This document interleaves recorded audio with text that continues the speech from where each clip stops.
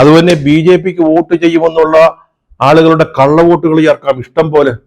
അവിടെ 4 അസംബ്ലി മണ്ഡലങ്ങളിൽ ബീഹാറിൽ 80,000 പുതിയ വോട്ടർമാരെ, കള്ള വോട്ടർമാര്. അവർക്ക് വോട്ട് അവകാശമില്ല ആ മണ്ഡലത്തിലൊന്നും. വേറെ എവിടെങ്കിലൊക്കെ വോട്ടവകാശം ഉണ്ടാവും.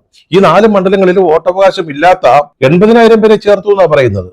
അതുപോലെ തന്നെ എന്തൊക്കെ വേണമെങ്കിലും കാണിക്കാം ഈ വോട്ടർ പട്ടികയിൽ.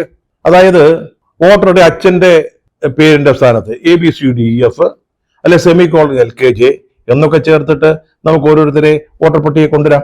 പിന്നെ വീട്ടുപേരിന്റെ ആവശ്യമില്ല. വീട്ടുപേര് പുതുതായിട്ട് കണ്ടുപിടിച്ചിട്ടുണ്ട് ഒരു മാർഗം, അതിന് നമ്മുടെ ഇലക്ഷൻ കമ്മീഷന്. അപ്പൊ ഒരു രാമകൃഷ്ണ യാദവ് എന്ന് പറയുന്ന ഒരു വോട്ടറാണെന്ന് വിചാരിക്കുക. അയാൾ കള്ളൻ എന്ന് പറഞ്ഞാൽ കള്ള വോട്ടറാ. അപ്പൊ എന്ത് ചെയ്യും? അയാൾക്ക് വീട്ടുപേരില്ലല്ലോ.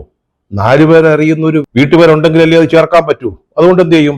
000 വീട്ടുപേരാ. ഈ യാദവിന്റെ വീട്ടുപേര് 000, വേറൊരുത്തിന്റെ 00 അല്ലെങ്കിൽ 0000.